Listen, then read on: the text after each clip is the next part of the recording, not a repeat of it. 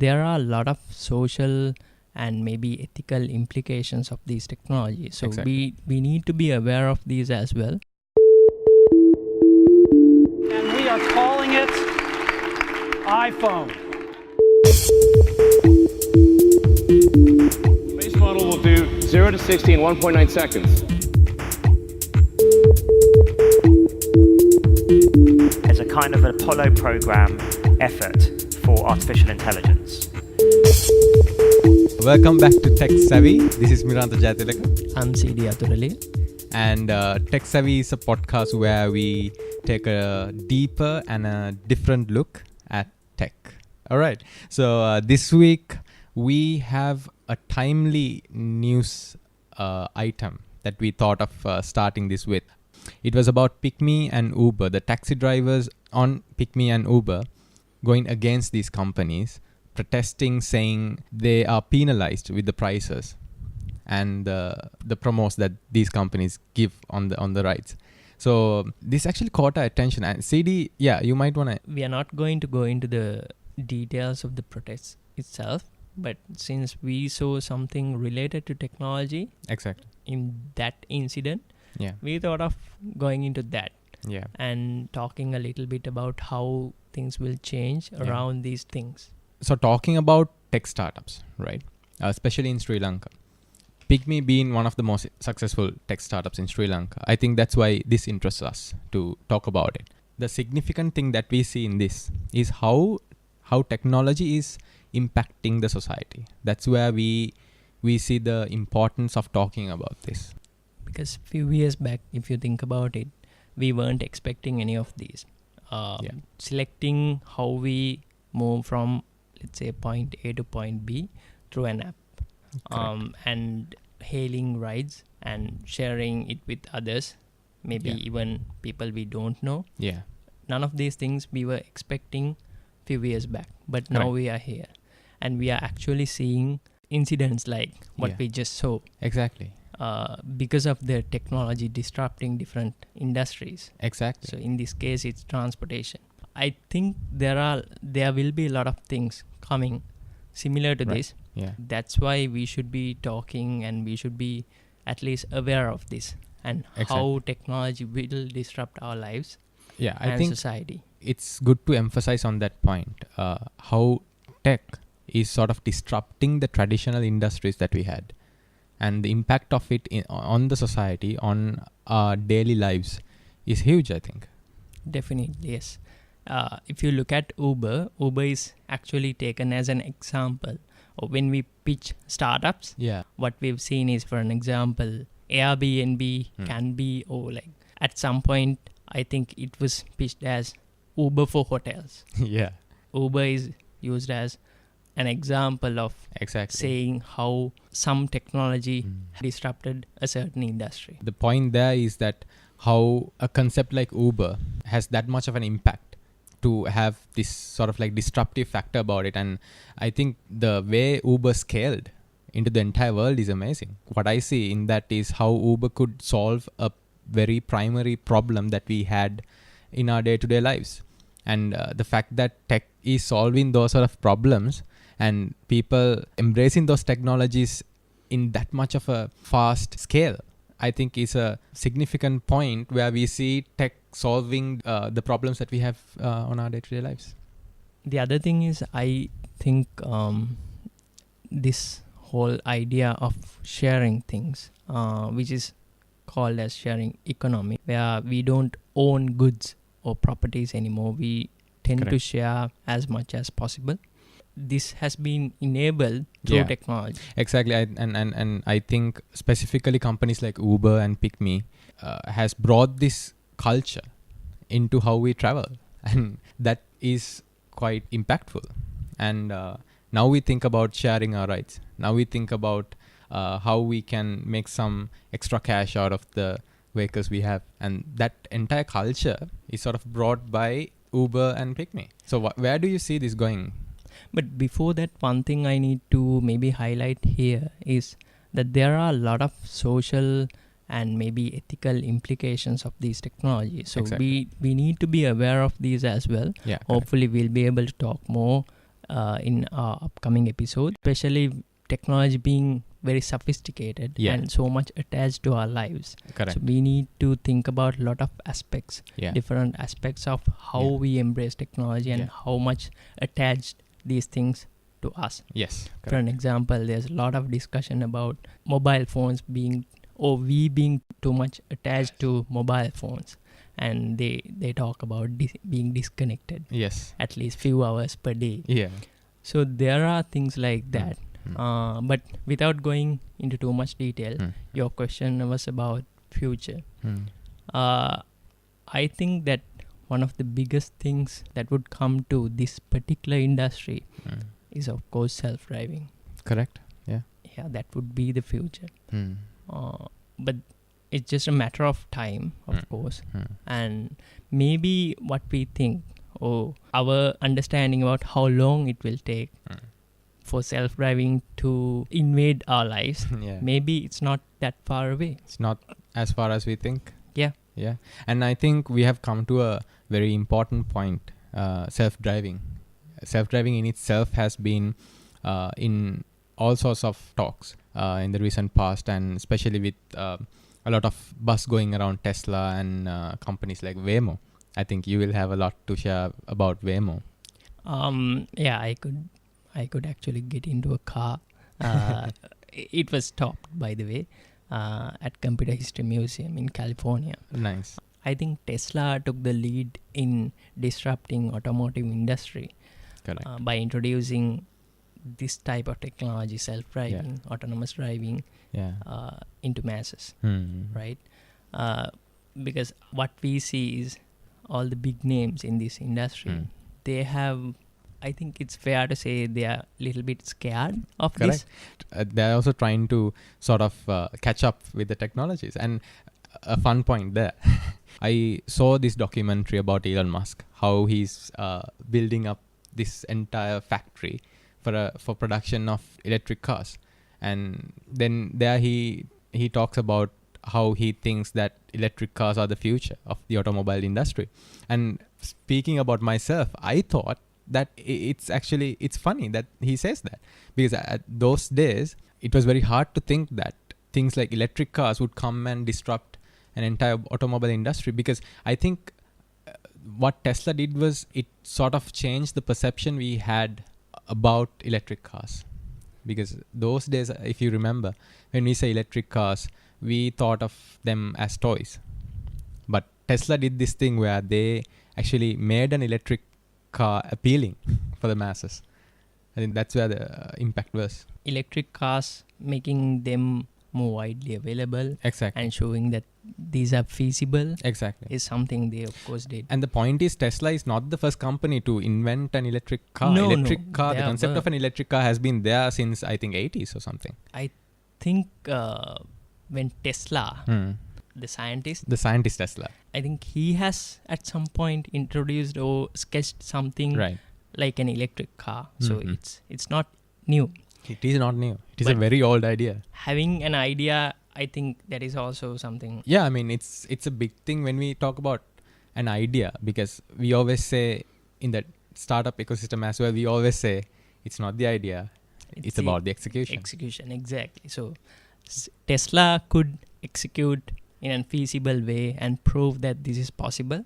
But our topic is not about electric cars. So it is again related to Tesla because of the self-driving. Yeah. I think they did a very good job in introducing this. Yeah. Purely using and that sort of appealed to the masses. I mean, I remember seeing this video of a person sleeping in a Tesla in the driver's seat and on a highway, and the car is just moving.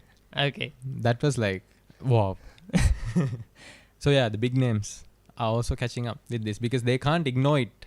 I think catching up is the right word, because we can see a lot of questions going on. Correct. And they are also trying to invent these things and integrate these technologies in their vehicles. But I think the future would be, and at least all these big brands, they are looking at fleet management, autonomous fleets, maintaining their own autonomous fleets.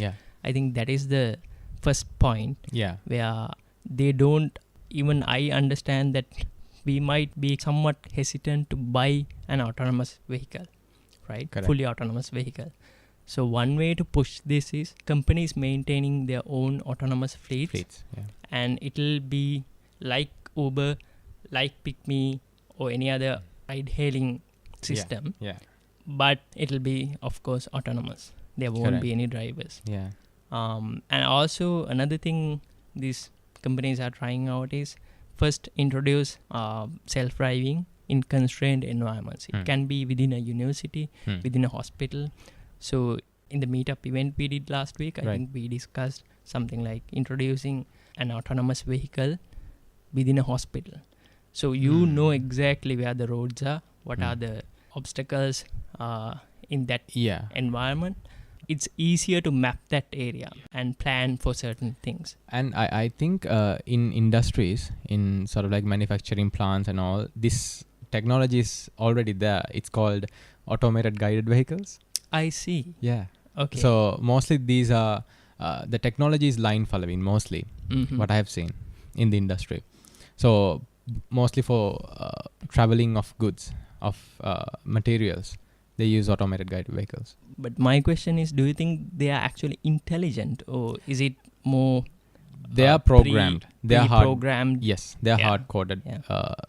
I think there's a huge difference. There is a difference. Yeah. But again, it's natural, and we can understand that these technologies are easier to implement in these constrained environments. So people also would be less reluctant to try out these things. I think that's what all these big players are trying at the moment. Correct.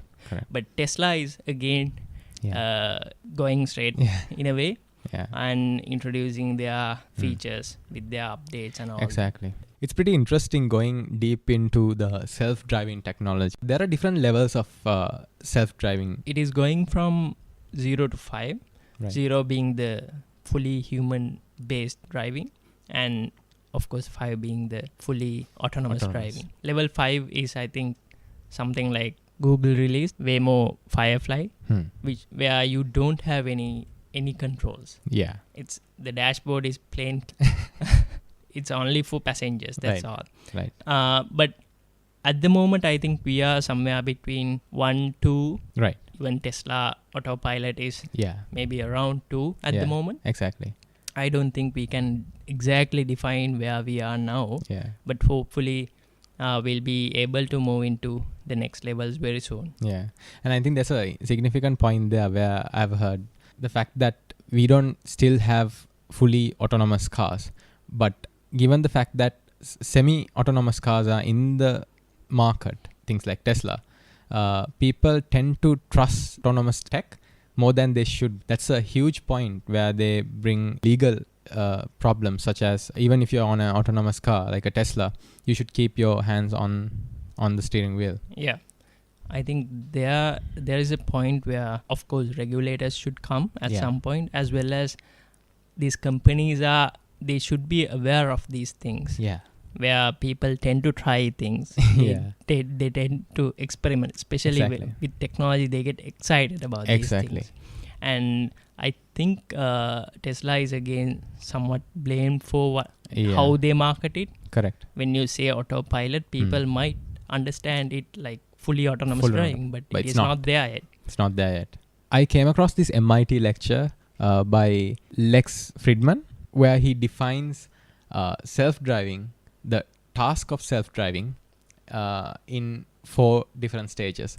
So I think that's pretty interesting. The first point is the car's perception of where it is. And then the next point is where everyone else is. And then how to get from point A to point B, having this understanding about the scene. And then also having an awareness of what the state of the driver is. And I think it's pretty interesting when you think about it, how you can break this, the entire process of self-driving into these stages. Yeah, I think that breaking down is very important. I've also come across this lecture by George Hotz, who's the CEO and founder of Comma AI, which is again a very interesting company, I think. They define themselves as Android for autonomous driving. They are Right. defining, or they are saying that Tesla is Apple for autonomous driving, Right. and they are Android for autonomous driving. That's how they define. Right. So he explains similar concepts: localization, perception, planning, and control. So I Right. think each term itself is self-descriptive, but the difference between what you just explained and this one is, here he's talking about full autonomy Right. with control, especially Yeah. where a system would take the full control of the vehicle. Mm. In your case, it is monitoring driver state as well, so Yeah. we can assume that there's some control on the human side as well. Yeah, I think we have gone deep into the technology side. And I think after all, the point that we are trying to make here is that these technologies are sort of invading the world, if you can say that. They're invading the world in a very, very fast rate. Technology has been invading Yeah. for a while, I think. The point is that these different technologies we couldn't even imagine Yeah. maybe a decade back Mm. are now coming, and Yeah. they are disrupting our lives. For an example, social media. Mm. Nobody could predict that, Yeah. and now all the sharing economy through these apps, and especially with the advancements of technologies like artificial intelligence, Yeah. I think AI plays a big role in autonomous driving. Of Correct. course, it should be intelligent. Yeah. This is where we are heading. Mm. As we said at the beginning, if you think about it, maybe we are thinking that this won't come anytime soon, Mm. or why should we be Bother. bothered about this? Point here is, maybe it's not that far away. Yeah. It might come sooner than we think, Yeah. and we need to be aware of these different implications, Mm. how these technologies will impact our lives, Yeah. how these technologies will change our lives, Yes. and what are the social, ethical implications of these technologies. And I think there's a good side about this, and we should embrace it, and that's the way to the future, right? I don't think we can avoid this.